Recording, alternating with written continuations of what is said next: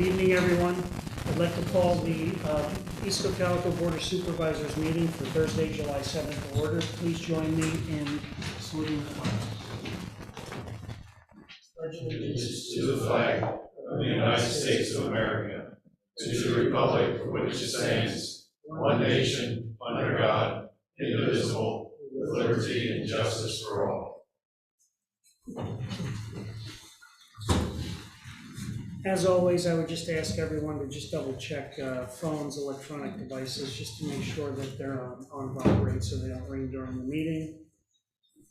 I'd like to announce that this meeting was duly advertised in the Lancaster newspaper, and that was on June 21st of 2022.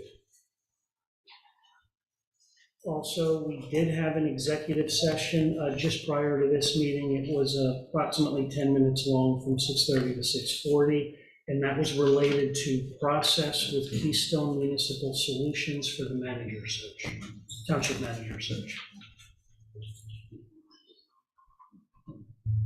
Okay, gentlemen, the past meeting minutes for approval. I'm good. Good. I have one change or one addition. Under the K-9 unit discussion, I just think we should add the sentence, Jeff, Supervisor Mitchell will be meeting with the chief as he has numerous questions related to the program. I'm good with that. Okay. Anything else? Okay. I'll make a motion to approve the Thursday, June 16th, 2022 Board of Supervisor meeting minutes with the addition of The one sentence. the one sentence. And I will second that. Okay, all in favor? Aye. Opposed, none, motion carries.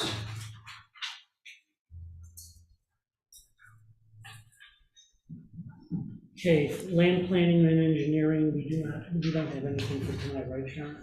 Not from Brent. Okay. So, Yep.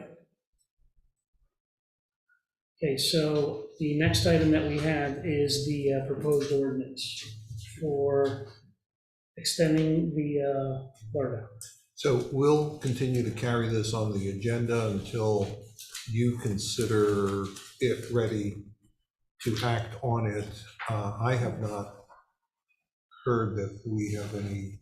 I thought when we, at the last meeting, we had said that this was going to be on this meeting to authorize advertising. Right, have we gotten any formal responses? I think we heard something from the school district, but did we get? We definitely heard from the school district. I don't know if I don't know if we've heard back from the county yet. Lisa sent out some communication, but I don't know if she got anything back yet. So I would you prefer to wait still? I would suggest that we just postpone it to the next meeting, and maybe in the interim, we can have a more definite outreach to the county. Okay. I would imagine we wouldn't have heard anything because of the holiday and the weekend. Exactly. Yeah. Yep. And we have time. Okay. So we'll table that one, keep it on the agenda.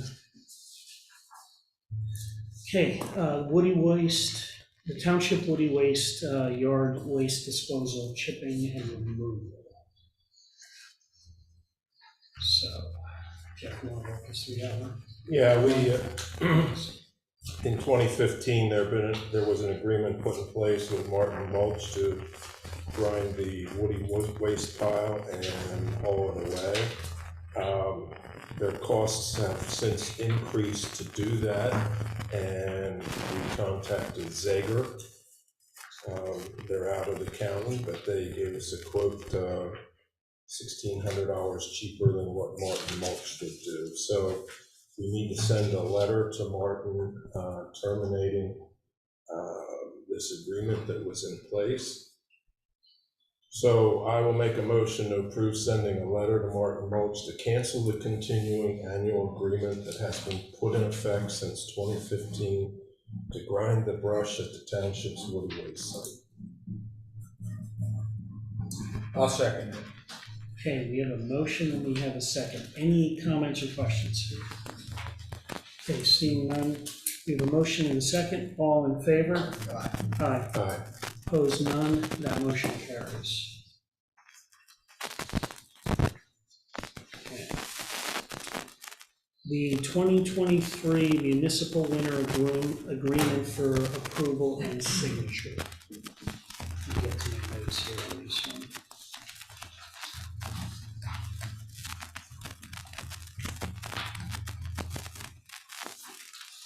So we have an agreement with PennDOT. This is done annually, where there's a renewal letter that comes in from PennDOT for municipal snow removal. They have notified us of the updated agreement for the 2022 to 2023 winter. That agreement is for Smokestown Road, Reinholtz Road, Muddy Creek Road. The cost for each of those, Smokestown Road is $4,796.28. The Reinholtz Road cost is $4,274.95, and the Muddy Creek Road cost is $5,317.62. Total on that is $14,388.85. Okay. So, yes, yeah, I was getting there. So, the 20 to 21 cost from PennDOT to do the exact same roads was $13,489.98. The proposal this year did increase a little bit. And it's, so for 2022 to 2023, the cost is $14,388.85. The difference there is it's an increase of $898.87. It's actually surprised it was only that, considering the cost of everything else. Yeah. So there's a couple things we need to do. One of those things is to execute this,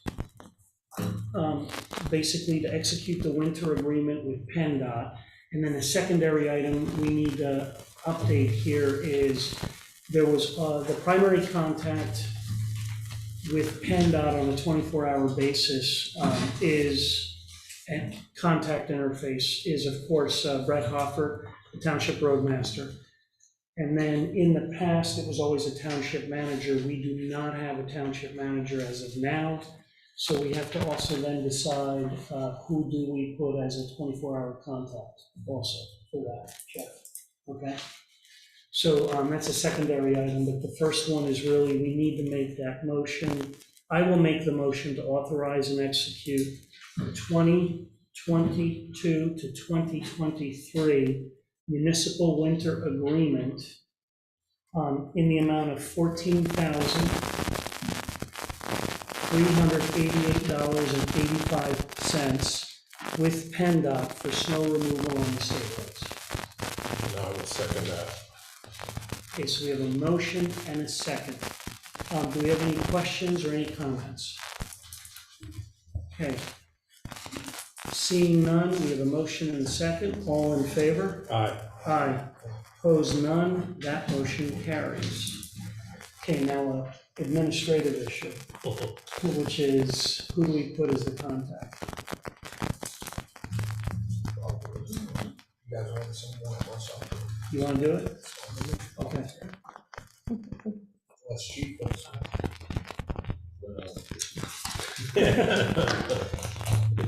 on the record. Is that okay, Lorenzo? Okay, thank you for that. Okay. So then Lorenzo will do that then as the contact. And we'll get that information over in our packet and send it back. Okay, thank you. We better back up on the agenda. Remember, Coleman Sager Brothers to contract to grind. We did that in the last one. Let me look. because Yeah, I don't recall we actually. Okay, so we can do that, yeah, we can do that now then. So let's back up on the agenda, good point. So we will back up to action item C, which is the woody waste pile. Go ahead, Jeff. Okay, and I'll make a motion to appoint Zager Brothers, Inc. To grind the woody waste pile in the month of July for $4,200. I'll second that. Okay, so we have a motion and a second. Again, any questions or comments on that? Seeing none, we have a motion and a second. All in favor? Aye. Aye. Opposed, none. That motion carries. Thank you. Okay, so that completes. That finishes that. Okay, thank you. Good catch. Okay. Department reports, Chief.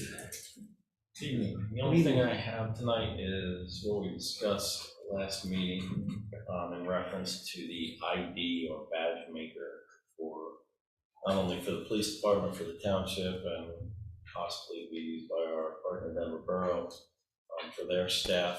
So I contacted our IT company, and they suggested I contact H&H down in Lancaster. I called them, and they explained, the person I talked to explained that we would blow through the $3,000. I gave an approximate cost of $3,000 for the machine. She said if they took care of making the IDs for us and everything, she said we would blow through that $3,000 very quickly. She said your best bet is buying your own ID. So I did get a quote from IDville, from the sales rep that services our area. And when I asked for the quote, there was a $547.97 discount that would be applied. When she gave me the quote, she did include the 3-year extended warranty for $429 and a slot punch in reference to punching the holes in the badges of the IDs. So the quote she provided that is good for 30 days from June 20th is for $3,136.26. So this falls within the spending limits that occurred last meeting, approved last meeting. I just wanted to make you aware that that was my plan in reference to moving forward, purchasing it. I did speak to our office, our administrative assistant, Kate, and also with Lisa of the township court. And basically, they both said they were more than willing to become familiar with the machine and to make the IDs. And they had no problem doing that. So that wouldn't be something that would be on my plate or one of the sergeant's plates, so they should take care of that. Okay. So, again, I don't know, I did not have it put on the agenda under my report. I didn't know that it needed to be. I don't know if you formally adopt that or because it's within the spending limit that something would like purchase or plan. No, I think it's within the spending limit, so it's within your limit. Your budget, your limit. I still think it kind of needs to be buttoned up. Well, we did talk, in fairness to the police budget, we did talk at the last meeting about IDs for the So, I mean, Judy and I will sit down, figure out how to, Proportional. that would be. So, Okay, all right, that's all I have. okay, thank you. Any questions for the chief? Okay, thank you, chief. Okay, community development. Okay. The only thing I have for you tonight is a motion to authorize release of the full financial security currently being held for the property known as 425 South Muddy Creek Road. Back in early June, you authorized release of financial security condition on the new developer first posting their financial security, but subsequently they requested that we release the security currently being held, which is the other entity, Lancaster County Savings Management Authority, for when they own the property. Prior owner. Yes, so staff has no objection to that, and in fact, our solicitor agrees. There's, Catalyst, who's the new developer, is not going to be able to do anything out there requiring financial security without posting their own, so there's no risk to the township to releasing the money that we're currently holding. Okay, so I will make that motion, and the motion would be to authorize the releasing of the full financial security currently being held by the township in the form of a standard letter of credit previously issued on behalf of Lexwama for the preliminary and final land development plan for Knaus Associates without delay. I'll second that. Okay, so we have a motion and a second. Any questions on that? Okay, seeing none, we have a motion, we have a second. All in favor? Aye. Aye. Aye. Opposed, none. That motion carries. Thank you. The only other thing I wanted to bring up is just continuing to work on the right to know request that we received. It's taking a substantial amount of my time, so ask you to be aware of that and be patient. Unfortunately, as you probably all know, we can't yet, municipalities, agencies can't yet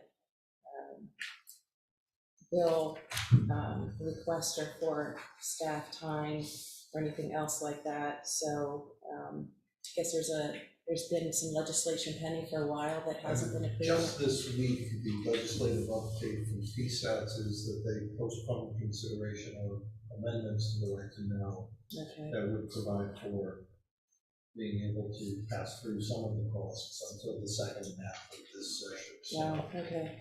So currently, we don't have anything like that in place to try to at least somewhat offset the amount of time that it's taking for me to review everything. So I just wanted to keep everyone's, just remind you that it's pushing off, some other things that I need to do, unfortunately. Okay, Thank you. thank you. Okay, financial administration. Judy. Good evening. Good evening. Okay, so I have a number of things to discuss tonight. The first is on the bonding for the tax collector. In previous years, the county did not bill us for the bonding, and I was under the assumption that the county's bond only covered the duplicate for the county, and then we were responsible for getting our own bond for the township and the lake and hydrant tax. This year, the county started billing the municipalities, and we found out the county does indeed bond for the full amount of the duplicate. So we are in essence carrying two bonds on the tax collector. Now, if we have a claim, of course, we can only put the claim into one of them, so it's sort of not needed. We need to discuss which bond we should cancel if we decide to go that route. So the solicitor was kind enough to look at both bonds and make recommendations. Did you want to talk about that? So Can we back up real quick? Let's talk about the two names of the bond companies, just so the public's up to speed. Travelers is the bond provided by the county, and Selective, which is the overall insurer for the township, provided the bond for the township. There are differences between them, without going too far into the weeds, there are differences between the language of the two bonds. Your auditors generally review and make recommendations on these things. So what Judy and I have discussed is that we should ask, you should ask the auditors to convene and take a look at these and recommend which which direction the decision should go. Are they truly duplicated, or does one provide better, fuller, more extensive coverage than the other? And by the auditors, you mean the elected I'm auditors? sorry, the elected The auditors, elected. correct, yeah, not your contracted financial auditors.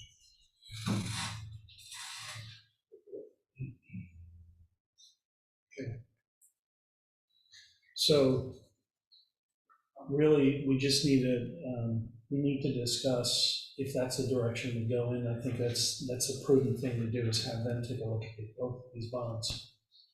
At least we were able to discover now that we now have two bonds that we discovered that because of the county now billing us for those. There was no financial consequence to maintaining the double coverage until this year. So I think we should do that, have the auditors take a look at that and have their recommendation back to us. And will that be a public meeting? Yeah, We need to we're gonna advertise. have to call them together and advertise it as a special meeting. Do you need a motion for us to go ahead and do that, or no? That's with them. For them to do that, your motion would be to direct the auditors to review and make a recommendation. Okay. So I will make a motion that we have the auditors review the two bonds, one from Travelers and the other one from Selective, to review those and make a proposal to us as to whether we carry both bonds still, or we should only be carrying one bond, and which bond that would be, with which carrier. I'll second. So we have a motion and we have a second. Any questions or comments? Okay, seeing none. We have a motion and a second. All in favor? Aye. Aye. Aye. Opposed, none. The motion carries. Okay. The next item of business is the increase in the mileage rate for 2022. I have an article dated June 9th that states the federal government is increasing the mileage rate from 58.5 cents to 62.5 cents. And we typically do pay the rate that is the federal rate. So, I'm asking you to entertain a motion to increase that mileage rate. Gentlemen, what's your wishes there? I'll make a motion to approve the 2022 mileage reimbursement rate as set forth by the IRS in the amount of 62.5 cents per mile from 58.5 cents per mile effective June 17th, 2022. And I will second that. You have a motion and a second. Any comments or questions? Okay, we have a motion and a second. All in favor? Aye. Aye. Aye. Opposed, none. That motion carries. Okay, the next item is a resolution. This resolution is to make adjustments to the American Rescue Plan Act fund budget for the year 2022. The second-class township code does allow for appropriations in the budget. And I'm asking for that. I have the resolution up on the screen, and this is the list of items. So the first one is to increase expense in that fund for the Rose Hill basins in the amount of $37,600. The reason for this is because we had budgeted to get a grant for those funds, but the grant was not approved. So in order to complete this project in 2022, we made a decision to fund it from ARPA. The next one is for the firefighter air packs. This was discussed at a meeting and approved a couple months ago. So this would increase the expense to pay for those air packs in the amount of $78,000. The next one is for the traffic preemption devices. Again, this was discussed at a meeting a couple months ago. The amount of this expense increase would be $37,300. The next one is for the video equipment, to be able to hold our meetings by Zoom, with better quality, in the amount of $12,000. The laptops for the police vehicles in the amount of $12,000. And then also for the Greenstown Heights project. We did receive a grant for $200,000, but there is a match, and the match would come from the ARPA funds in the amount of $45,000. And I have the account numbers that where the budget dollars would be put into to be spent.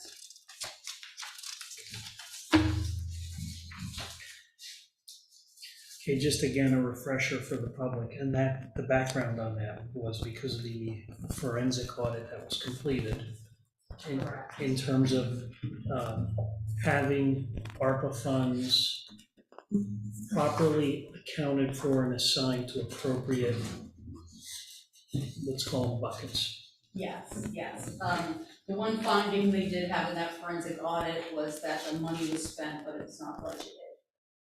So that seems like it's going to be a finding, or could potentially be a finding, with the ARPA funding money. So we want to cover our bases and make sure that we don't have any issues with spending the money when, if and when we would have a federal audit. Okay. So what's the wish of the board there?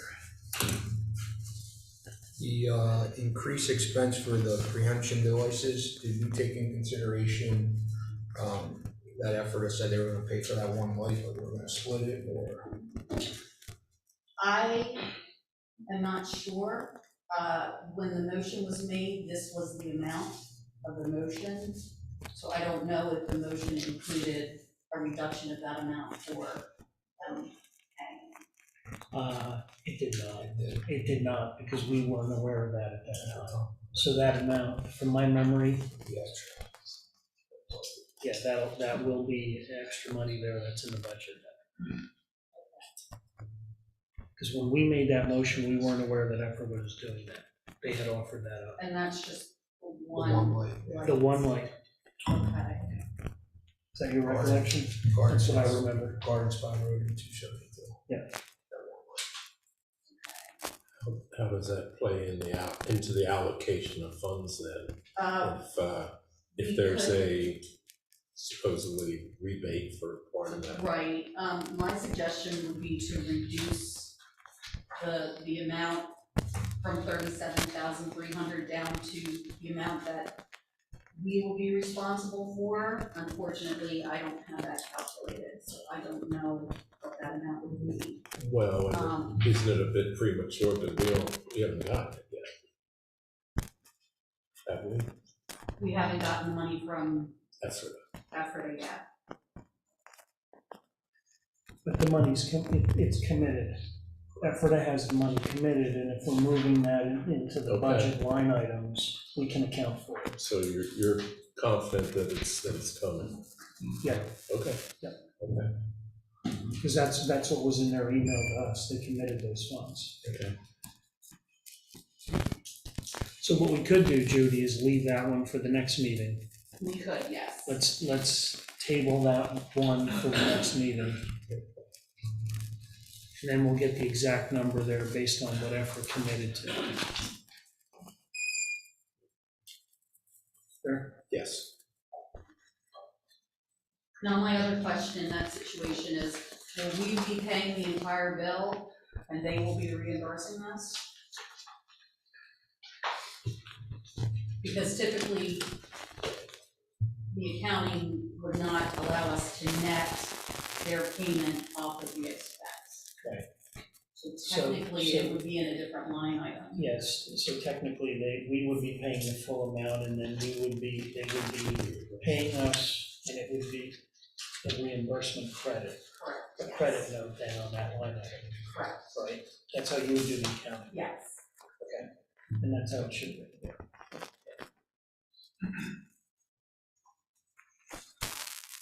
So I would, you know, talking it out, I think it would be appropriate to do it for the 37,300 As it is. as it is, yes. Yeah, you're right, yeah, you're right. Then we do it as it is, because it's just a credit memo at that point.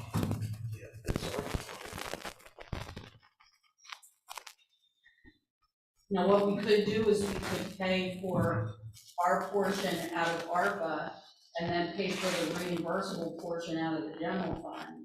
And then it would have to, put their check into the general. That would be cleaner. That's That the way would, we right, would- that would keep it cleaner, and yes, it would keep the two accounts There separate. you go. There you go. Okay. And so then we would still need that motion at the next meeting. Yes. Because then you're still gonna need to net out the effort of portion. Correct.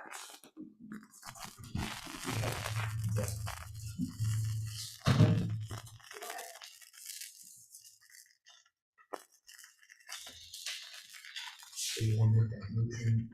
So we'll do that. Yeah, Except for that line. except for that line item. I'll make a motion to adopt resolution 2022-12 minus the line item of the waiting on the funds from EFRA for the supplemental appropriations for 2022 budget.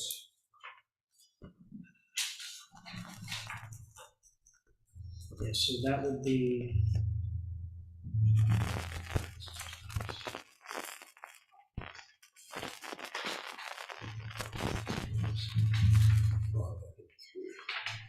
Is that 3? Yeah, it's line item 3. Now you don't have to read the whole one. So just line item 3 is the one that we're not including in that resolution. That's the motion. Okay. And I will second that. Okay, so we have a motion, we have a second. Any questions or comments?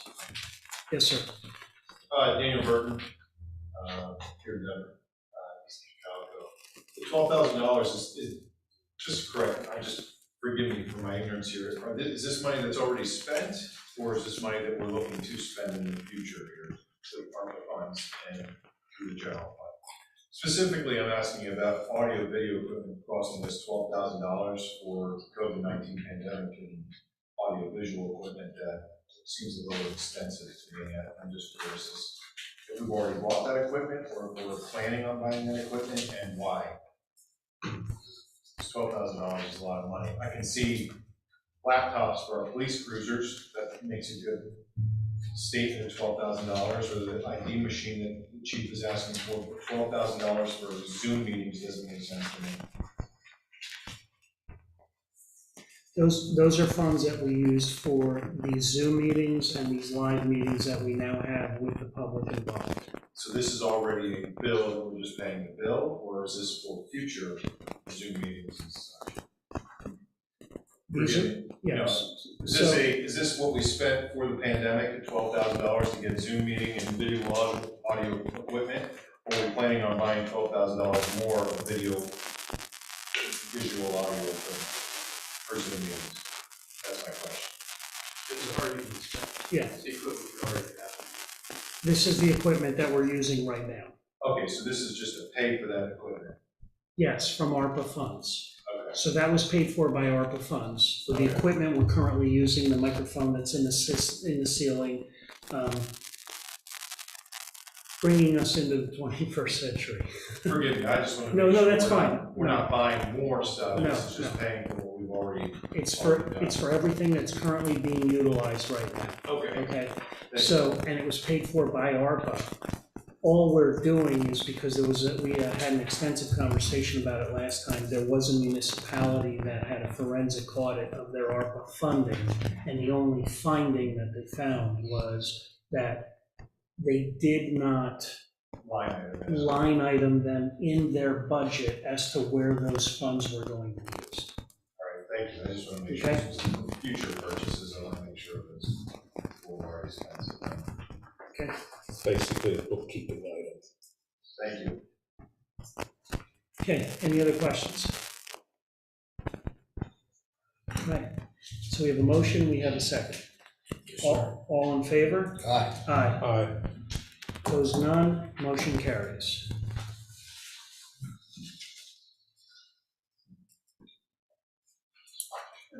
Okay, I have another resolution. This is for the destruction of files. We've been talking about this for a while. This is also being paid from ARPA funding. This has been in the budget. We put this in the budget when we did the 2022 budget process. So this is basically the first step of this is going through our files in our archives, reboxing things, deciding what we still need according to the retention laws provided by the state, or the retention rules provided by the state, and then destroying records that we do not need. So this resolution is to destroy records that we are no longer required to keep. Attached to this is a cost estimate to shred these boxes. So there are 31 boxes. The company charges us $7 a piece. There is a trip charge, and then there is a fuel surcharge. I believe it's 17% of the total. So the cost to shred would be $277.29, and we have 3 pages of files that outline what year they're for and what the records are. Guess all the way back to 1991. Yes. Were they even legible? We actually found records from 1937.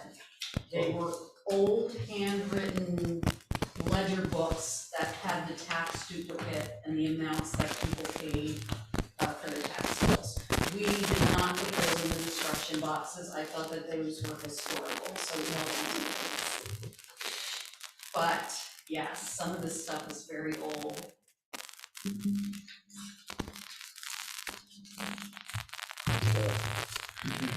But this is all according to the retention schedule provided by I believe it's the Pennsylvania Museum. Historic and Museum Committee. Yes, that's who outlines how long we do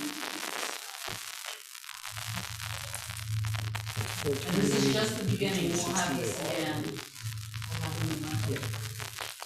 Okay, so what's the wish of the board?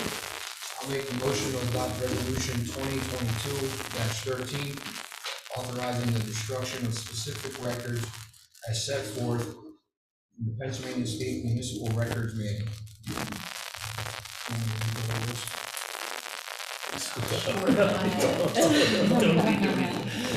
And I will second that. Okay, we have a motion and a second. Any questions or any comments? You can read the whole list later. How's that? It's 3 pages.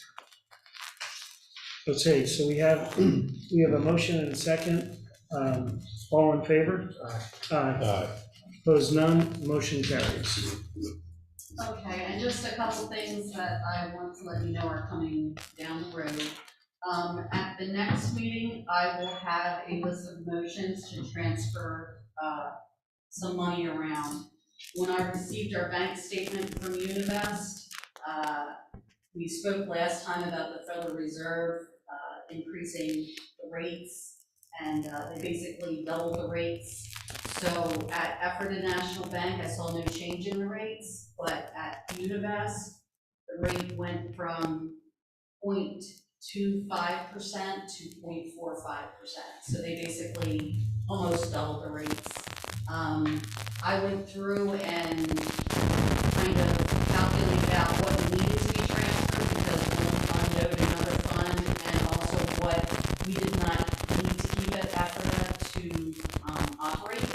So there was a large chunk that we could transfer into the investment account from the general fund. It would stay in the general fund, it just would move from Ephrata to Univest. The total is over $1.6 million, and just for the remaining days of July, this would be an increase in interest of $462.50. So that's just one month. So this has the potential to be a $500 a month increase in our interest earnings. So I'll present that and get it on the agenda for the next meeting. We also spoke previously about submitting an application to the county. They have offered their ARPA funding. So Ken and I talked, and we think two projects that would be good to see if they'll help us with some funding are the flooding location out here next to the township building, the police, and then the other one was, Ken, can you help me out? What road is this one? White Oak Road. White Oak Road. There's a bridge there that needs extensive repairs.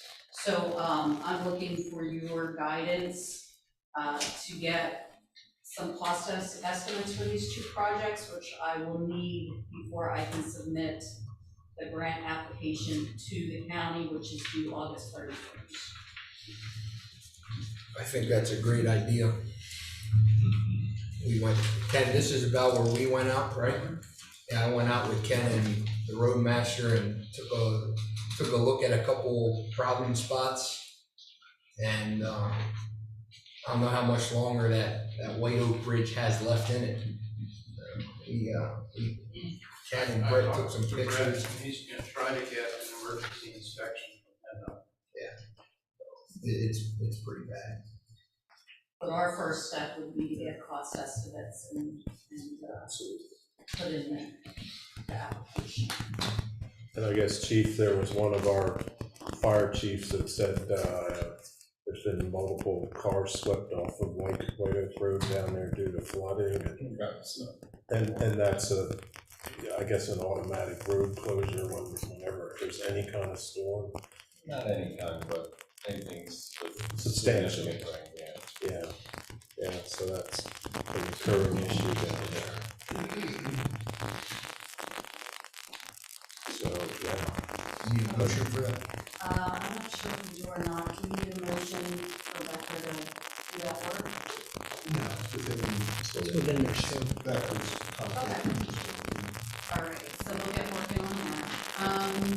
And then the last thing I have is the fuel rates. We finally have locked in numbers from the school, and I believe the treasurer wants to talk about that when we talk about bills. Go ahead. Go ahead, I'm on a roll. So this is for a fiscal year that runs from July to June, so the rates for 21-22 for diesel were $1.99 a gallon, and they will increase to $3.93 a gallon for 22-23. That's an increase of 97.5%. And then gasoline prices were at $1.91. This is for 87 octane. It was $1.91. The new contract is $3.47, an increase of 81.7%.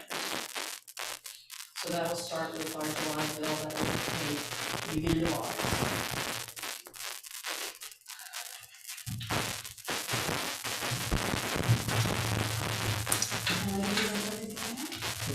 Great, thank you.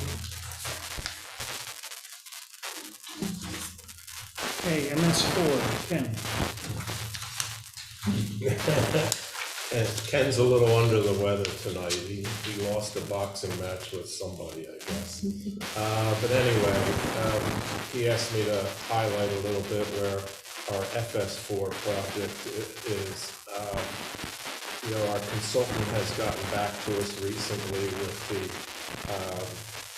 findings that they had on the 3 farms that enrolled, and the residue levels exceeded the expectations that they signed up for, considerably exceeded them. So we are in great shape there. We'll be able to utilize some of the excess residue as part of our MS4 requirement. So that's all good news there. This is This has been a pilot program, as most of you know, and we've been kind of feeling our way through it, and with the help of Matt, with some legal logistics with the agreements that were put together. I think it's turning out to be a good success for our MS4 program. So we'll be making those initial payments on that probably in the next list of bills to the 3 participants that signed up. So, anything I missed there, Ken? Okay. Okay, so yeah, that's the highlight for tonight there. Okay. Thank you, Ken/Jeff. Thanks. Yeah, Ken's done a lot of work on that, as has Team Ag, our consultant, and it's going well. Okay. Before we go to treasurer's report, I almost hesitate to say this, kind of try to do what the manager would do, which is give you some updates of some things going on that are occurring.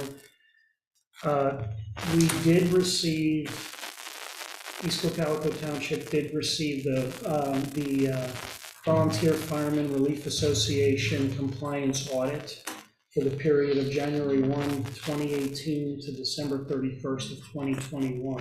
So we did receive that. Also for an update is the manager search is progressing with KMS. KMS is currently in the process of putting together, interviewing a number of people at the township to put together the profile of what the ideal manager and ideal candidate would look like based on what we have here in the township. And that is moving forward, and that is being done. And we just received a report, just a very quick highlight from HR from Shirley about KMS and what David was doing there, okay? So we've received that. Also, for the public's knowledge, we are meeting, the 3 supervisors are meeting weekly administrative discussions only, tactical administrative discussions. We are meeting weekly from 7:30 in the morning until 8:30 in the morning on Mondays.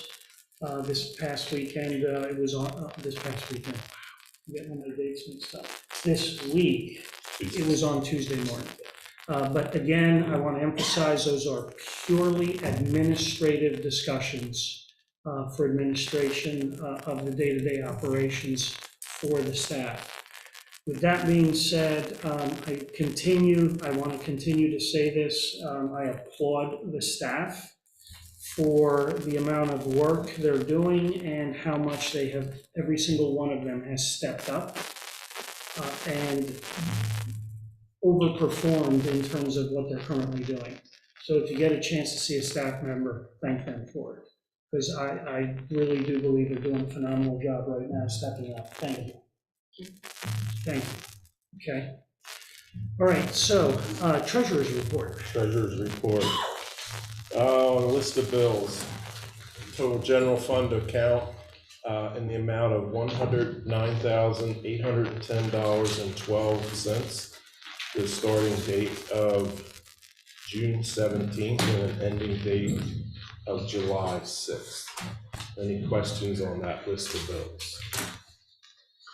Yes, sir. Jeff, I don't have that. Name please. Doug Maxwell. Thank you. I got a couple of questions. I don't know if they're on your list though.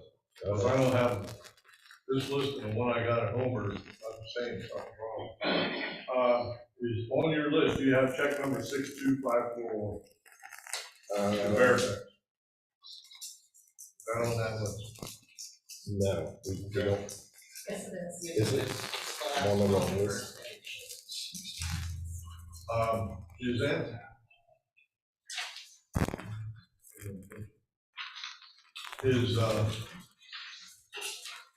Was any of that able to be run through insurance? Seems like $7,000. We checked on that and I believe they said no. Okay. This was in the ARPA fund. We did put an upgrade for HVAC and ventilation, and this bill was paid from the ARPA fund. And that was the replacement of the copper tubing. Yes. Yeah, the defective tubing.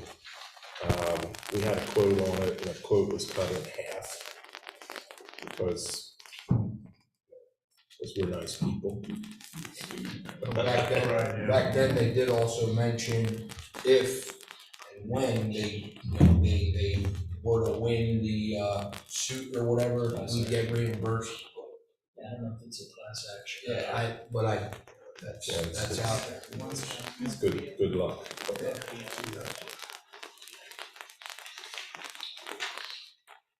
Something else there? Well, I'm gonna try and find it. I realize there's 3 different sheets there. Well, And I'm trying to. we're trying to pay the bills in a timely manner, that's And why. that's not the question. I understand. How about mutual enrollment on 62565? Life insurance for the employees. Okay. And the other 2 questions have to do with the solicitors at Roman Township. Could I get copies of those invoices?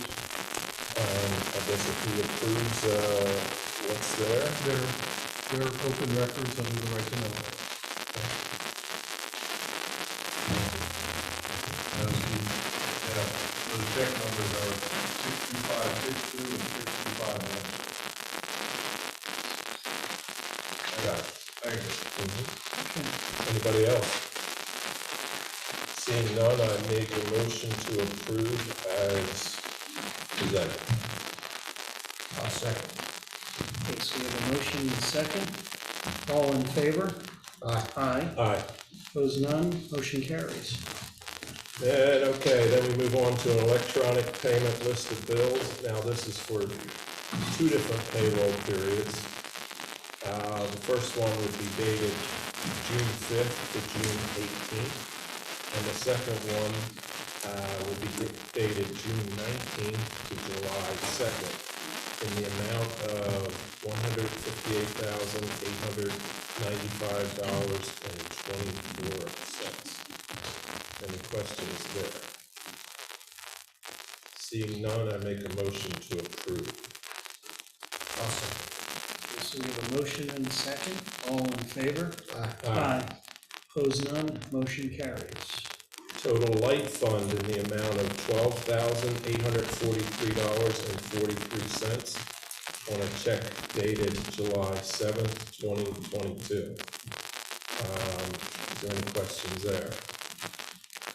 Seeing none, I make a motion to approve. I'll second it. Okay, we have a motion and a second. All in favor? Aye. Aye. Opposed, none, motion carries.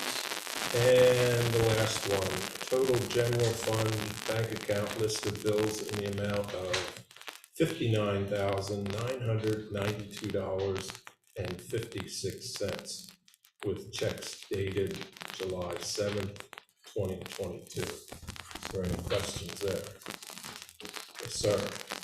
Otherwise, page 2, second one down, check number 62587 from Scott Mechanical in the tune of $13,400. That was downstairs. That was, we needed some plumbing work in the police. That was those toilet sink combinations for itself.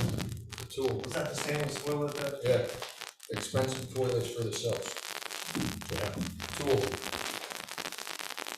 stainless steel, Yeah. I know. gold What's the faucets. warranty on that, chief? What's the warranty on that? I'm not exactly sure. The other one's last 30 years, so hopefully it's in there. You want to try it? Those come with very those come with very specific specifications. Yeah. They had to That's why I'm asking, the 13 grand for, I just see repairs, and if it would have said, downstairs. It's, yeah, it's a unique piece of equipment. Wow. Okay, thank you. All right, anybody else? Seeing none, I make a motion to approve. I'll second. Okay, we have a motion and a second. All in favor? Aye. Aye. Aye. Opposed, none. Motion carries.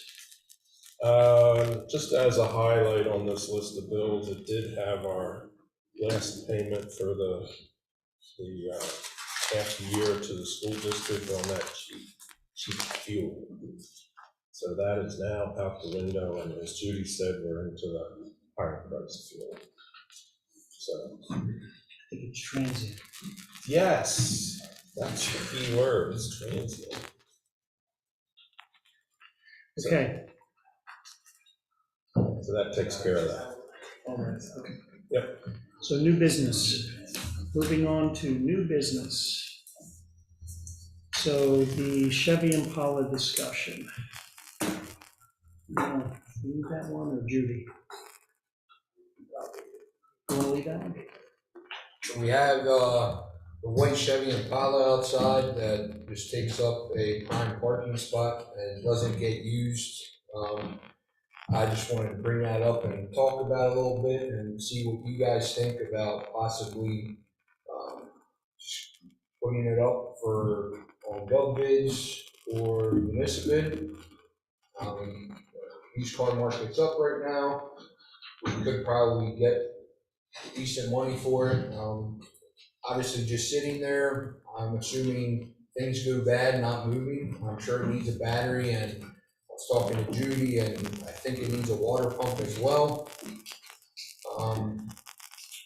I wanted to talk to the chief. I did call him today to see about, if there's anything coming up from downstairs, but we have to talk about that. Well, I looked at that, and our plan was to keep the 2 new cars delivered later on this year, the truck. We were going to keep the older vehicles. That's not an option with car 9 anymore. The front end differential went out, so it's too expensive to replace. So that one's not going to be used for training or for speed details.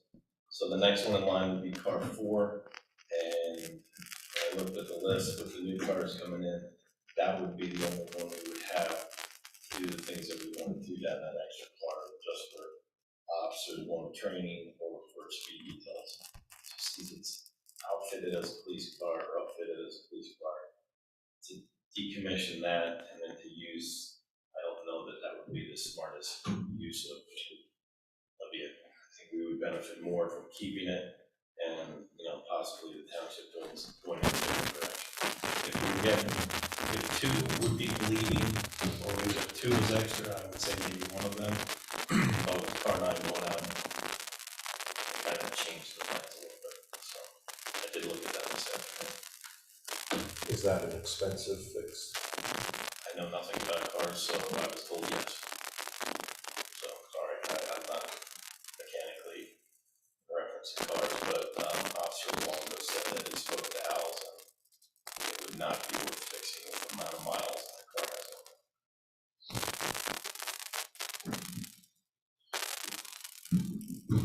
So the question comes, do we fix what we have, or do we get rid of it and do the mileage reimbursement? The insurance on that vehicle was pretty minimal. I think it was like $146 a year, right? Something like that. Something like that. So that's not a big amount, but again, we're not using it, it's just sitting there, and things are gonna go bad just by sitting there. I mean, I'd personally be afraid to jump start and go down the road, because what if a brake line goes out on you just from sitting there? That was an old car used by one of the detectives. So that was an old car that got transferred. So it was used for its lifespan within the township. So I would say we got the money's worth of the old car. I guess it hasn't moved out there in what, 9 months or more? Maybe longer, huh? It's over a year. Over a year. Probably the last time it was moved was to get the best repairs ever done on it. Yeah. when more than $1,000 was spent at that time. Well, here's the liability question. I don't know that I would want any of our staff getting in that car if it's been sitting there for that long and driving down the road. I think anybody that's doing it. From a liability perspective, but I think the right thing to do is probably just retire that one onto external entities, be it municipal or whatever bid company we be using. That's my opinion. I've been talking to a place called Deals. They reach out 10 times as many people as we did. So, Do you have that graph there? I did. I don't have it to display, Oh, but if, do we have? Oh, you're putting wireless. so in January 2021, Gov Deals reached 350,939 people, and municipal reached 24,832.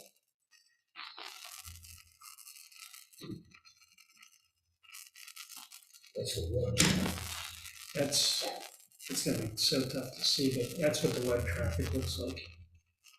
It's literally a 2x number, if not 3x for them. The commission on them was similar. Yes. And they usually get a higher bid amount. When,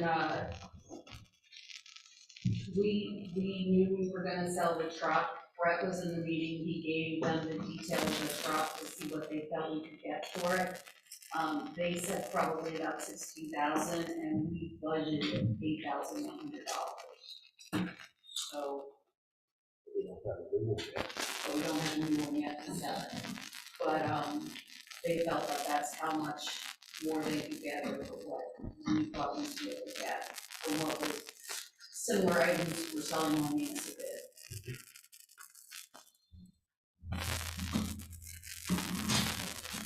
Well, I think it's worth trying Gov bid and see what happens. So, Gov deals. Because we're not required, we're not locked into municipal. So, wish of the board. John? I'll make a motion to approve to prepare and place the Chevy Impala on the online auction website with Gov Deals.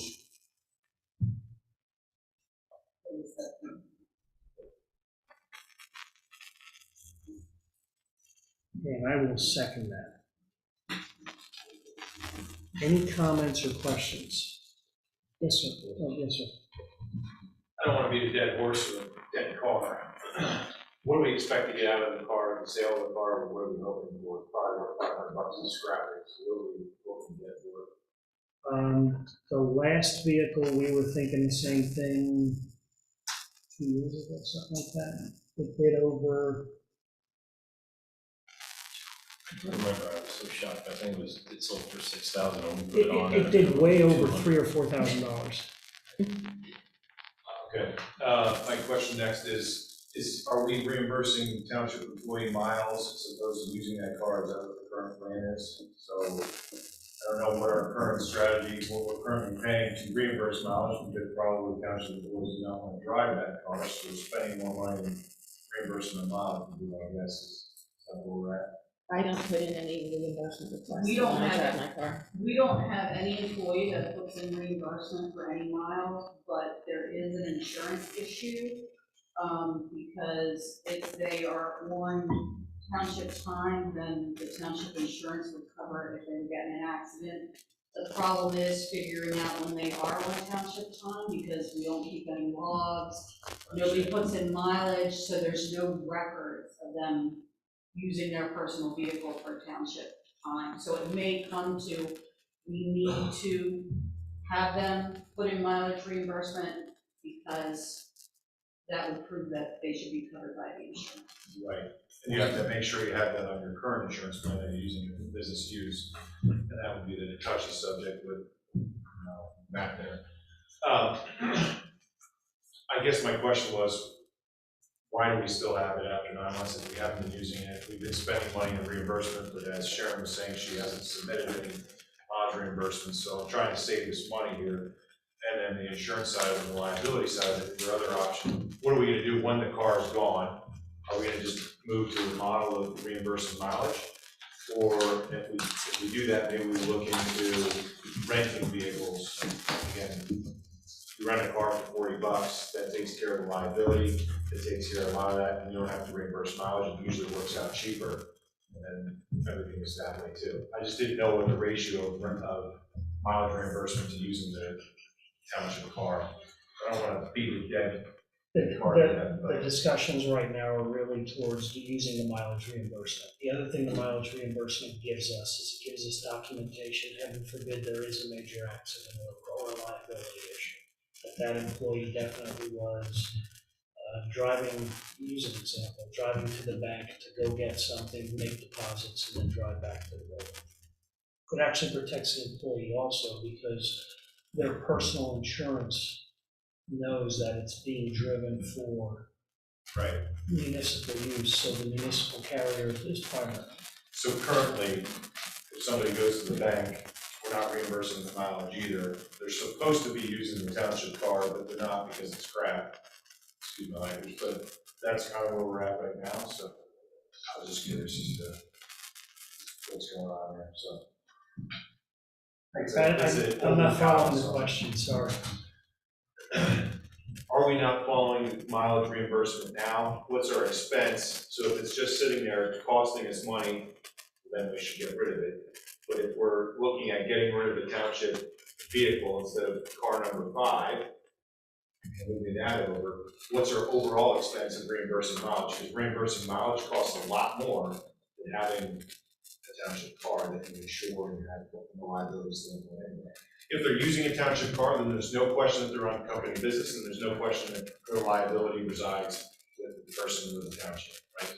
So if you move to mileage reimbursement, I would understand what you're saying. My personal opinion is in today's world, I think the mileage reimbursement is a lot less expensive than actually purchasing another car in the current marketplace for automobiles. I agree with It is much less expensive to do the mileage reimbursement. Okay? In the current marketplace for rental of automobiles, it is much less expensive to do the mileage reimbursement. There's a lot of rental companies that won't even consider a rental if it's less than 4 to 5 days a week long. They just won't even consider it. Because even they're having trouble with their inventory. So. I guess I'd just add to that, most of the employee runs are just a few miles from the building. that was my Yeah. question. Where are we, I don't know the ratio between mileage reimbursement to you having the car. If we haven't used the car in 9 months, then we're not even doing mileage. They're short, they're very reimbursement. short trips. Then it doesn't make sense to have it. This is what I was just trying to drive and figure out. Sorry, wasting time. No, it's okay. I know with municipal, we don't, the township doesn't pay a fee when that car is sold. Is that the same way with these other vehicles? Yes. Okay. I figured as much, but you didn't say it, so I asked. Primary difference, Doug, from everything we looked at, the primary difference is the amount of traffic. The amount of traffic that Gov Deals is generating.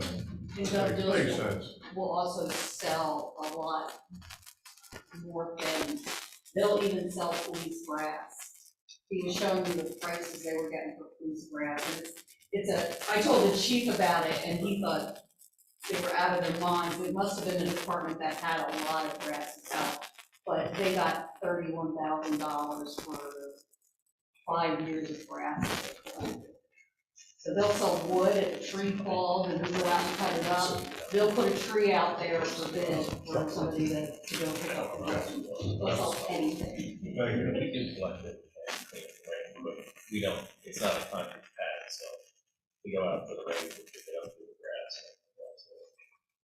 Flip channel.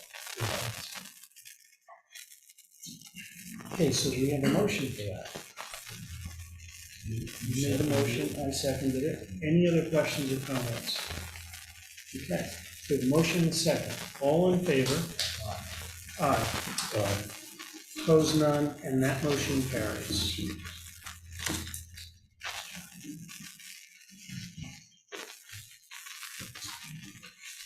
Okay. Old business.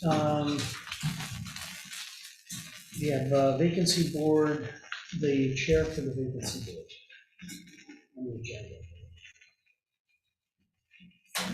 Yeah, so I had asked a couple meetings ago to table that for, I wanted to do a little bit of research. I've since had the ability to talk to Paul Keller from Stevens and about the open position, and he expressed interest in participating in that.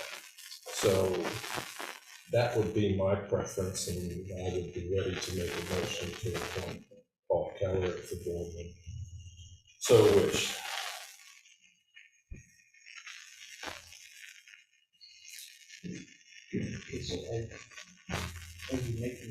I would be ready to if the board would so wish.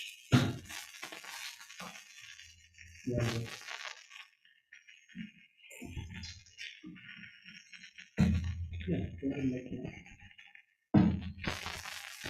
Okay, I make a motion to appoint Paul Keller to the vacancy board open position, replacing the late Barry. And I will second that. We have a motion and a second. Any comments or questions? Yes, ma'am. Excuse me, my only question is Paul follow?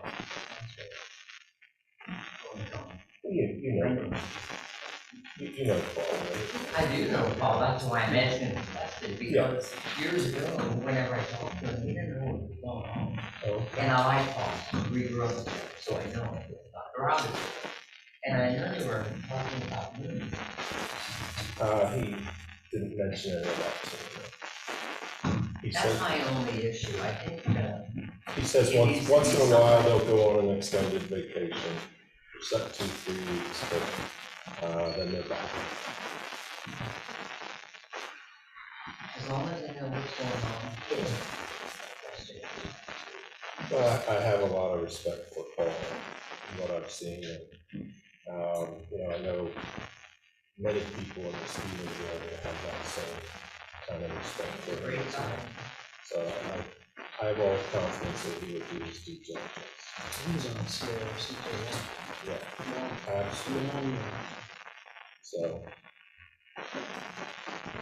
Okay, any other questions? Okay, so we have a motion and a second. All in favor? Aye. Opposed, none, motion carries. thank you. Thank you. Okay,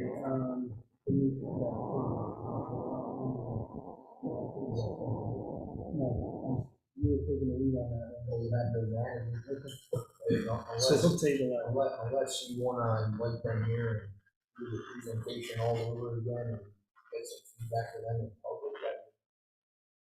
I was supposed to go there with Mike and that never happened. Okay. No, we'll just keep it there, so we'll have to draft, but we'll just table it.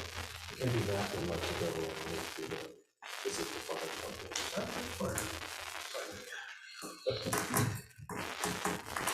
Okay, thank you.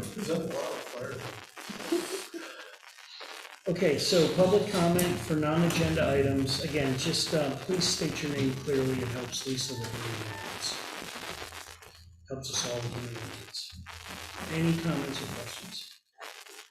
Yes, sir. Terry Hoffman, this is going to be on the roundabout. Have one question?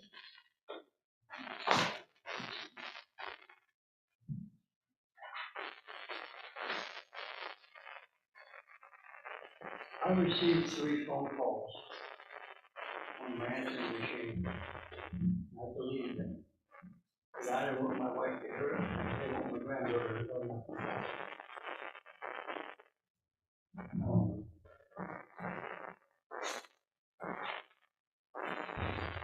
The single lane roundabout is way tight. Any children get hurt on school buses, people get killed. We're gonna sue the state for 2 engineers and the township. This is what's going on my meeting.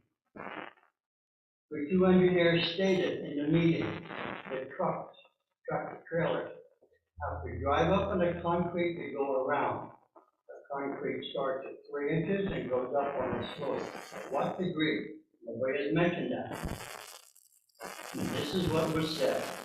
If you build it this way, all repairs to the damaged concrete should be paid by the 2 engineers and the state. Because Route 272 and Church Street are state roads. The 2 engineers stated the intersection does not warrant 2 lanes. And I asked the question, why not? I was not given an answer. Then change it to a red light with 4 turning lanes at each corner. It would be a lot cheaper. On a single lane, close to the edge of the concrete, of the sign, don't hit the mirrors. On the outside, we're still going to put the curb on the outside, a 7-inch high curb. Going to ruin tires. The engineer had said at the meeting, when I asked, the width of the driving lane would be 18 to 20 feet wide. That means you're going to have to drive up on that concrete, which is an unsafe practice. At the cost of a single lane, which is, as we stated here, 2.7 million, or a little bit more, with the inflation rate of 8.6% and the new added interest rate of 1.25%.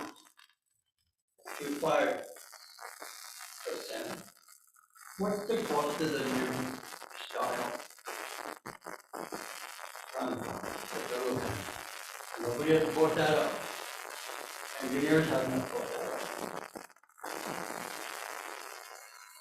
The land that's next to the project, which is Eagle Rental, are we buying that land or is it just going to be taken?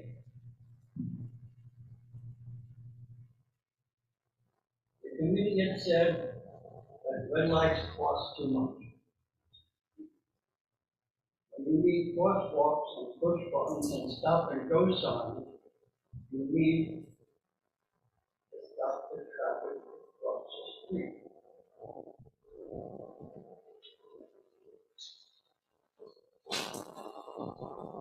The 12 companies that I drove to were major companies.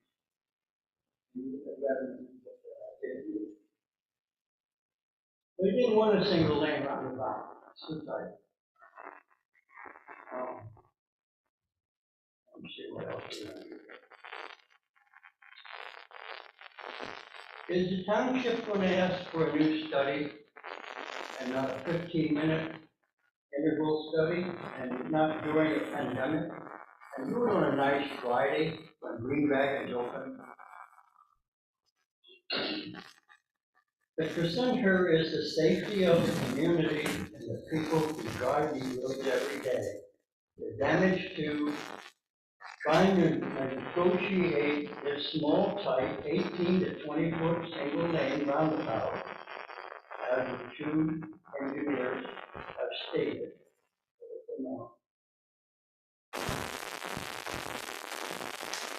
I did a traffic study. I want people to understand this. I spent a long time. I did this in March of 2018, 24 degrees out. High winds, I started at 6 a.m. Snow, a lot of snow squalls and the whole bit. I did not do any school buses or vans. And morning vehicles were 1,644 vehicles, 152 trucks, and 152 tractor trailers.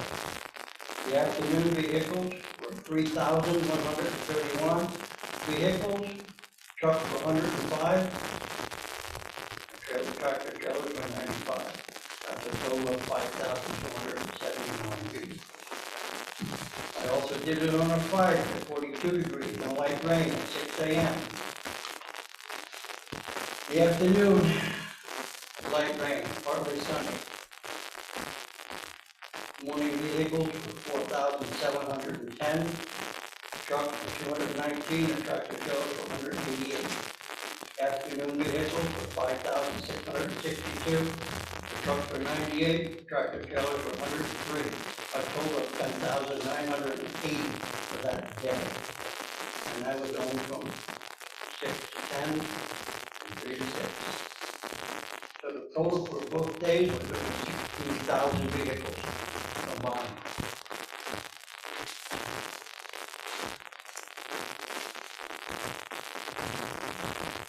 Even if it can be proven that this is as safe and will not add cost to local companies directly, the damaged equipment and etc., the costs and benefits of the taxpayers must be evaluated for the current numbers weighed against a red light enforcement agreement. People are asking questions. Doesn't East Cocalico Township take care of the spending of the money and looking at the cost and damage to people's properties? Now, here's something that I didn't know. Why would some of my questions be dismissed at the two engineering computer renderings? Okay. Do they need the computer to tell them what's good and what's not good?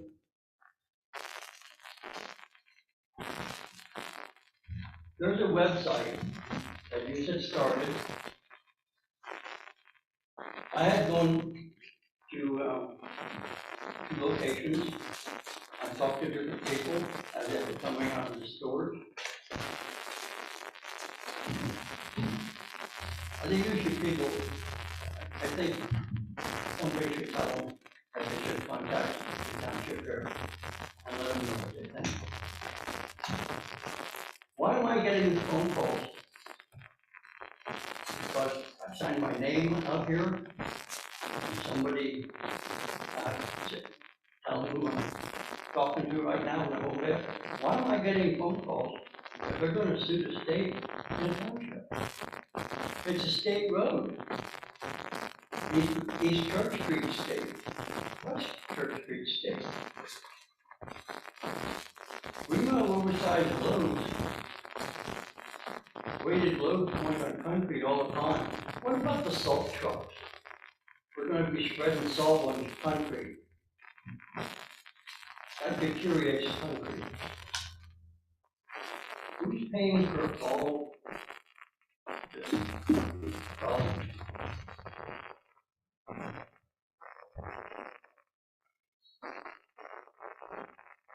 That's all I have.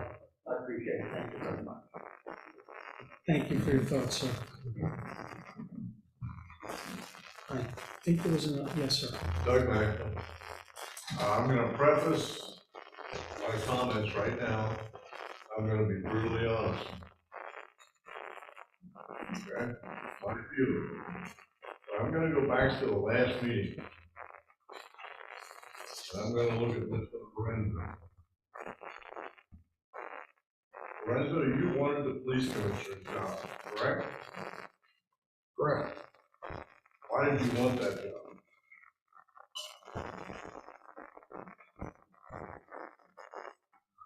Comment to that. You don't have a reason why you wanted it. You sure? You know, that's probably one of the most important jobs in the township, other than being a supervisor. And that job historically had always been assigned to a supervisor, always. I'm sorry, chairman. chairman of the board, that ran concurrent. Those two titles ran concurrent. I've been in this township 38 years involved in it, and it's always done. And you, Jeff, saw fit to put, I'm gonna use a term here, and I'll explain it. You and Jeff saw fit to put a neophyte in that position. I'm not cursing, and any of you don't know what the word neophyte means. It's a beginner, a newbie, newly planted person. You don't understand anything about the township, let alone the police department. And yet you saw fit at last month's meeting to not vote on a life-changing vote. I don't understand why you wanted to be the police chief, or police commissioner. You just told me you don't know why you did, and yet you wouldn't even vote. You did not vote. You started to say, I recused myself. Had it not been for your lifesaver there in the corner, Mr. Krem, you'd have hung yourself out to dry. Because when you recuse yourself, you admit that you're complicit with something. You got a conflict of interest or something. But he quickly corrected you, and rightfully so. He saved you. He said, you mean you abstained. Well, I'd like to know why you didn't vote. You work for me, I'm a taxpayer. Can't comment, sir. You can't or you won't? I can't. You can't. Are you tied down to something or what? Personnel. No, I'm asking your opinion. I'm not asking you why you did what we did. We all know what you did. You just asked why I didn't I'm vote. not asking why you did it. I'm asking why you didn't vote. You're the police commissioner. Correct. Regarding personnel, I can't discuss it. You're missing the point. I'm not asking you why you did it. That's between you and whomever. I'm not asking you that. I'm asking you why you did not vote. Can't comment. The whole world hears it. I hope this isn't a sign of what we're gonna put up with for the next 5 years. If things get tough, you run for the hills. Absolutely not. I'll still be sitting here. Well, yeah, I understand that. For the right reason. But we probably passed no votes too. It happens.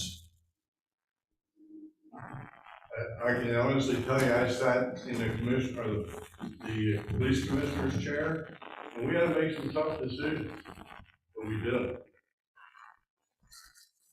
You never got a no vote.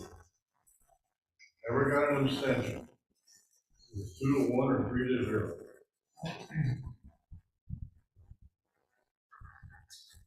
I just think it's terrible. If you wanted that job so bad, and I was stuck with it. At least until next year. Thank you, sir. All right, thank you. Any other comments or questions? Yes, sir. Regarding, I talked to Lorenzo about this earlier. I'm sorry, Nate. John Town, sorry. Yeah. Live right down there in Heatherwood's developments. Regarding the recycling plant that we were talking about earlier, right as of now, I understand there's a warehouse, when we built a large warehouse in that area, and we're all torn down. And I know this is discussed already in our meeting, but, I get that there's gonna be a warehouse there. I'm not happy about that, obviously, but it is what it is. Supposedly that can't be changed. What can be changed is what goes into that warehouse currently. That has not yet been determined, correct? Right now, you're just entertaining the fact that there could be a garbage dump there. Can I explain that? Yeah, because I'm confused. I think you're referencing two separate properties. Okay. Yeah, go ahead. The Black Horse Warehouse Project, which is what we refer to that, was initially, and potentially, I don't know, potentially still is being considered as a warehouse distribution center. But they got interest in the building from a company that it's not really recycling. That seems to be the term that's most easily thrown around. It's a company that actually takes already baled plastics that were sorted away from trash stream. And they go through and further separate out the different types of plastics. So if you ever look at your recycling, there's 1, 2, 3, 4, 5, okay. They only are interested in the number 5s. So they sort out the others and they get sold to another company and leave to other people who process those other types of recyclables. The number 5s are then chewed up. This all takes place inside the building. There's nothing outside. No processes, no storage materials, nothing. They chew up these number 5s into smaller pieces. They run them through a bath, a water, tank full of water. They do clean them. Right, but that also serves the purpose of having any further contaminants or other materials in there, it falls to the bottom of the tank, okay? And then they take that material, bale it, and it gets shipped to a facility there's one in Georgia right now, and there's one being built in Ohio that actually purifies these into a material that can be used and sold as basically brand new plastic. I know the process. Okay, well, it's not recycling, there's not gonna be garbage trucks, it's box trucks. Garbage that needs cleaned before you can ship the garbage. Well, it's not garbage, it's recyclable. It's garbage, anyway, regardless, so it's a done deal, we're saying, so this is a done deal, or it's going to get a permit from the board. They received approval from the zoning hearing board for the use, that use is now a permitted use, so they still need to go through the process. Black Horse, the building itself and the site are going through the process of review by the township engineers, et cetera, the normal land development process. And that all still needs to work its way through the board and everything. So this board has the ability to put this up or down? Well, they only get to vote it down if the project doesn't meet the township's ordinances. Okay, they can't just vote it down for any reason. And the use issue has already been decided by the zoning hearing board, so that use they are permitted to have there.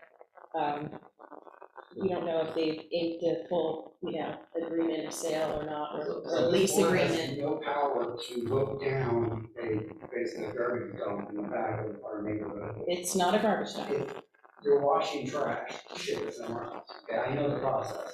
So we've got some of these. So if I can help on the process, there is a division of responsibility. This board has responsibility for approving the type and manner of construction.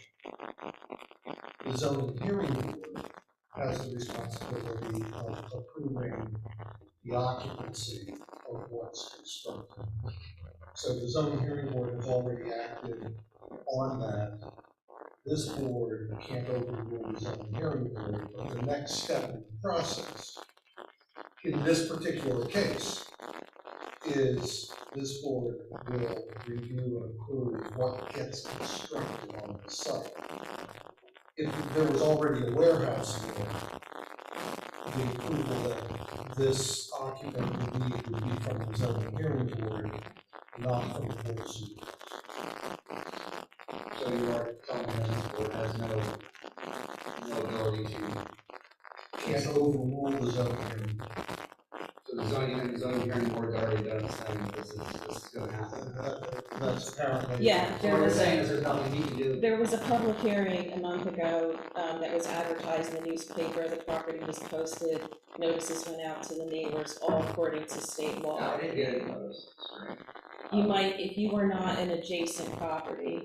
We're actually very adjacent. I mean, we live. Adjacent means you border. Do you have a comment? No, close ain't enough. Do you touch it? So we have no say that, it's just shocking to me. If you'd like to talk with me, or I can show you plans so you can see the proximity of the buildings and so forth, and travel paths from the development, your development, I'd be happy to sit down with you and talk you through the plans. I mean, I guess it's too late because it's already done. It's done, right? I mean, you do. Well, I'm just not a big fan. I know what these facilities are. I understand the process, and they have some out by Warren, Ohio, where I used to live. They smell something awful. I mean, basically, you smell your recycling down on trash day, multiply that by 20, and that's what you're going to get depending on which direction the wind blows. So anyone within, a couple mile radius potentially is going to smell that. And it's just surprising that of all the things that you put there, there's going to be a place where we were washing people's trash. Another state to get processed. It's just very odd to me that this wouldn't be happening here. No, just because I know I've seen them before. I know what these things are. I've seen them in action. There's lawsuits all over the place of people complaining about smells, rodents, insect infestations near, adjacent to, whatever you want to consider adjacent to the property, but it's unfortunate, I guess, because it can be done.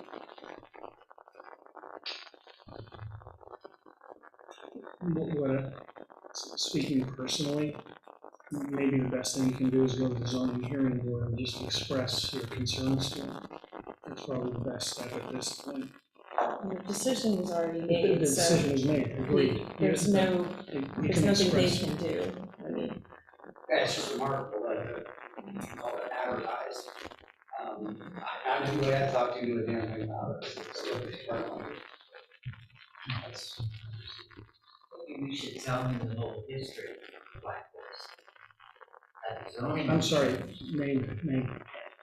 Susie, that the zoning was originally changed on that property for another use. That use went away. Is that why they ended up at the zoning hearing board for this next use? they went to the zoning hearing board because when they marketed the property, this company was interested in this property, and they came to the township and, to discuss their proposed use. Their proposed use doesn't fit legally into any category in the zoning ordinance, so, in any zoning district, much less that one. So they're required by the zoning ordinance to go to the zoning hearing board for get approval of what is called the use not provided for, or alternatively, a recycling facility, because that's the closest thing to what they do, although really what they do is more of a manufacturing process and use. So that's why they have to go to the zoning hearing board, especially because they're not a warehouse truck distribution facility, which is a use that would have been permitted without any special oversight by the zoning hearing board. that just gets arbitrarily approved by somebody. No, the zoning hearing board is a quasi judicial body. That's why they're separate from the board of supervisors. They heard testimony, there was extensive testimony by the applicant. The zoning hearing board members asked questions. Some members of the public who were there asked questions, but there are criteria for every type of thing in the zoning ordinance. So there are criteria for special exceptions, there's criteria for recycling facilities, although they don't fit neatly in that, so most of them didn't apply. And they had to offer testimony showing demonstrating how they complied with those requirements, which they did. I don't know if that answers your question, but it's not just arbitrary. Yes, sir. Daniel I'm gonna hit on a couple things here. First, we said it was sent out, Mr. Crum said it was sent out publicly to neighboring properties, is that what you said? Adjacent properties? So state law requires that property be posted and that the hearing day and time and place be advertised twice in the newspaper of general circulation, and whatever the local ordinance provides. And our local ordinance provides that adjacent property owners receive personal notice. So it's actually more than most municipalities provide. So the property was posted, it was advertised twice in the newspaper of general circulation, and the adjacent property owners. And we take those to be any property that touches it, or is directly across the street. Correct. Which is, forgive me, which is basically nothing, because we don't have residential adjacent properties to that. We have a farm, we have, so there's maybe 4 people adjacent. Public notice is referred to as a legal fiction. Yeah, yeah, so, and then if we don't get LNP on record, which is then we wouldn't know about it, so I see where Mr. Callen is speaking of there. But then we also post our agendas on the township website. Yes, and there's a notice on the door, but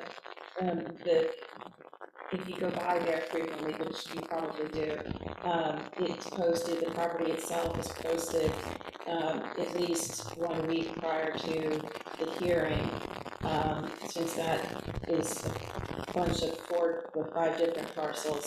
There are actually 4 signs put out along 272 on all the different property frontages, so you might have seen the signs there. If I stop at 272 and get pulled over by the chief. Excuse me. I was observing mine that about 10 times I never saw. Yeah. Not saying they weren't there, but unless that was willing to. They were there because So- I did it myself. They Yeah. were there. Well, you did. No question. So that's as my I was driving by, staring at it, I caught her and turned back and trying to read it. But So my next, so forgive me, I just, so it was originally zoned as a warehouse, and now we have a tenant that's gonna move, so it's 2 separate companies, the recycling company and the warehouse company, is that how that's? Forgive me, I'm sure that was covered, I'm just trying to get myself. The property owner is leasing, that's our current understanding, is leasing that property, would be leasing that property to whoever was the eventual user. So yeah, my understanding is it's a lease agreement. So it's a basic triple net agreement between the property owner and this recycling, the mixed use company of recycling, whatever. I don't know, we don't get into the economics of their relationship. We don't know that level of So detail. who's building the warehouse, I guess? The property owner, Property owner? at this point, Okay, and then the property owner's trying to find a tenant inside there or whatever they're, and we were just, okay, I see, I'm just trying to get a bit. And as we're getting into the practice of theory of zoning, because we do zoning on a municipal level, we have 64 municipalities in Lancaster County. Every municipality in Lancaster County has to provide for every possible use within its borders, which is an impossibility for whatever reason. If you think about the early 1980s, when cellular and telephone companies showed up, no ordinance provided for it because we knew that technology would provide for cellular telephone. So in order to protect the constitutionality of the zoning ordinance, every ordinance has a provision that's called "it is not provided." So if it's not specifically listed, if it can't be slotted into a specified use, then it goes to the zoning hearing board to determine whether it should be approved and whether it should be approved at the location proposed. And the standard is a special exception standard, which I always love to say that the courts have said that there is nothing special about it, and it's not an exception. It's a permitted use if the zoning hearing board determines it meets the criteria for a special exception use. And again, in how we have structured our government, this board appoints a separate body that acts all on its own.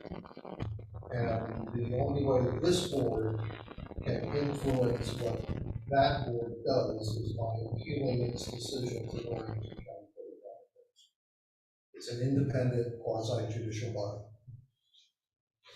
Okay. So, forgive me, give me just a moment to, are there any stipulations within this new zoning with regards to smell, with regards to light, with regards to sound pollution, light pollution, air pollution? One of the criteria Is that under the zoning or is that? under the zoning is for the board to determine that approving the use at this location would not be contrary to the health, safety, or general welfare. And who approved that? The zoning hearing would have to determine that they met that criteria. And since it's operated entirely within the four walls, Right. The zoning hearing board did ask a number of questions pertaining to operations in terms of what impact there would be to neighboring property owners or even just outside the building. Obviously, we're working very close here to the building. So they did have to provide testimony pertaining to things like odor and noise and hours of operation and so forth. As I said, all the operations take place inside the building. There's nothing outside. They're not allowed to have anything outside, including storage materials. They will be a daytime, weekday operation only. They will not be working overnight. It's not, a 24/7 type of operation. They don't have anybody there on the weekends. And again, because it's contained inside, the only noise that you would hear off-site would be the box trucks, as opposed to tractor trailers, and backup beepers on any vehicles that were required by law to have the backup beepers. So the lighting issue is controlled by the township's ordinances pertaining to outdoor lighting. So they did provide adequate testimony in the zoning hearing board's opinion to satisfy concerns like that, and in terms of the zoning ordinance, which does address performance type issues like that. now some of those issues are also in the land development ordinance. So this board will see lighting plans Lighting, yeah. and the constitution. So, I hear a lot of concerns here, I also have my own. Mr. John, I will tell you that in terms of coastal lands, light up on it, better than homes now.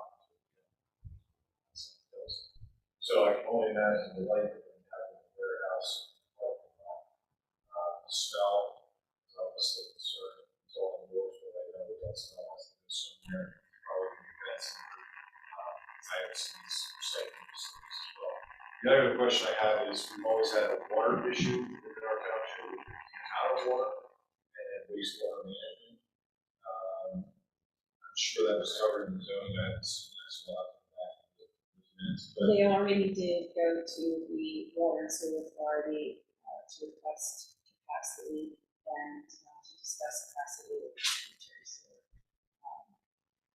they did that in advance.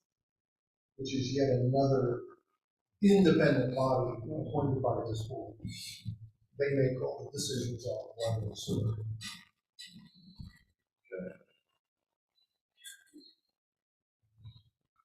Yes, sir. Doug Mackley, just to be clear, their testimony was sworn testimony at the zoning hearing board. They're sworn in as, we're like a judicial court here when we're not in language. So if it's proven after they're in operation that they didn't tell you the truth, what happened? So I assume that the standard condition is that they must abide by their testimony and evidence presented. If there's a complaint, then Sharon's department will investigate it and issue a notice of violation if warranted. And that's enforced by the other level of government, the magistrate or the judge. So once this whole thing starts, we'll probably say you have a problem, I'm right back here at a meeting. bring it Well, up, and then, you don't need to come to a meeting, you talk to Sharon's department. well, we could actually come to a meeting. And then it'll tell you, you have to talk to Sharon's department. Because Sharon's department, just like the chief's department exercises the police power of the township. This board doesn't direct the police to chase down speeders, doesn't direct the zoning officer to investigate and enforce zoning violations. They have the authority to exercise the police.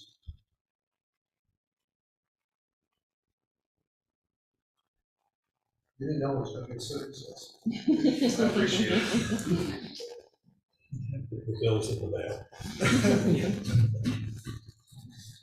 Last question, I guess, under the zoning, do they cover, who covers, does this board this evening cover the tax implications to the township? Or does that get covered through zoning? And if that's through zoning, I'm curious what our expected tax improvements are with this warehouse. And So, not actually, you know, the tax implications are whatever the tax implications are, the zoning board makes its decision based on applying the ordinance, and then whatever the taxes are, the taxes are. I was just curious if there's no tax revenues as a township from this warehouse / recycle center. That will be the expectation. That'll be up to whether it's assessed, obviously, by the county, but I would think so. And again, yet another level of government. We set the tax rate. The county sets the value of the land on which the tax rate is applied. It is a multi-million-dollar project to construct, so I would think that the value would increase over what's been there. And we may hear some of that. We don't have a requirement that they provide an economic impact. As part of our example, but many developers do present that information, how many jobs. I mean, they told us what the employee count will be as part of their testimony in front of the zoning hearing board. Towards the objective of trying to explain how much traffic will be coming in the site. I represent two municipalities that don't have a real estate tax. It's not a relevant issue in the land development because it's not a political issue, it's an administrative process. Yes, my tax revenue question comes also on fear that some of these promises are not kept, which lowers my property value. We may increase the property value of this commercially zoned area, but decrease it due to traffic, smell, visuality, I guess is the best word I can come up with, light pollution, so on and so forth. So if they're not upholding to their end of the bargain with the light pollution, so I can actually have darkness somewhere, or smell, is that going to deplete my property value compared to property increase? I know we're speaking in generalities here, but this is a major concern. That's controlled by the marketplace. It's very hard to determine. In a county where property values slowly, steadily go up, what are the factors that cause this? I mean, that's the kind of testimony we hear. Yeah, I guess the foundational angst amongst some of the citizens here is that we didn't know about it because we're not adjacent. I know the signs were out. I know we did our due diligence as a township to get the word out there, as you were saying, Mr. Krem. But again, our concern is that if it is a recycling center, and we've seen these in the past where it does, okay, we're getting tax revenue up front, zoning commission is now deciding the future of my property value because of what we just built right next door. And that is the concern to a lot of folks. And I don't think, I'd say 95 to 99% of the people in East California have no idea what's happening over the Black Horse, other than seeing that it's getting demolished after so many years. So First questions, is that in there? yeah, so I would say that we have, though we did pass and we did put out communications, I don't think a large majority of our township has any idea what's going on over there. And if they had an idea that there's going to be a possibility of any type of pollution, whether it's air, light, ground, soil, water, it'd be a lot more interest in this project than we have just the two of us here tonight. So yeah, so I don't know, I want a happy ending in all of this. It's a great thing for our school district, for our township, that's great. I just don't want to see my values go down. I don't want to see my quality of life go down for my neighbors and for our townships because we decided to do something that was outside of our normal zone. Is there any way of possibly getting a further review on this, maybe like hold tight for a second, let's do a quick, one more review on this as to exactly what's going on, and probably all of it sounds far-fetched, but I mean, can we put the brakes on and say, hey, let's just go get this a little closer? And again, as we explained, this board has no control over the zoning change process. So how would one go about maybe saying, hey, guys, maybe take a step backwards and, before we really. I would personally, I'd encourage you to go to the zoning hearing board and ask. I'm not sure what their process is. Again, they're a completely separate legal entity from us.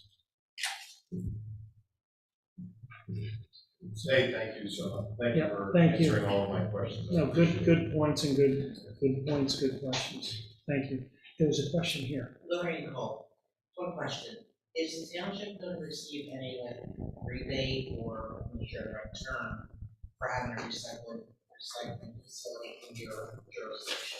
So it is not a waste processing facility, so the host fee statute is not applied. But then it's technically not recycling. Correct, it's as state law defines it, it is not. It's a processing. Right. Okay. You know, Laxwama had the Catalyst property planned for a transfer center. Laxwama would have had to pay a host fee of a minimum of $1 per ton processed and transferred through that property. But that was another impact of COVID, because the waste stream actually was decreased because of the pandemic. So they determined they didn't need that facility. Being in the recycling industry, that's. Oh, so that was a loaded question. I just was trying to get a point across that Yeah. it's not recycling. Yeah. Thank you. Thank you. It is not solid waste process. Okay, any other questions? Right, so our next Board of Supervisors meeting will be held on Thursday, July 21. Months are going quick. July 21, it'll be at 7 p.m., it'll be here, and of course, live via Zoom. So, do I have a motion to adjourn? Yes, I'll make that motion. I will second that. We have a motion and a second. All in favor? Aye. Aye. Opposed, none. Motion carries. Thank you, everyone, for coming.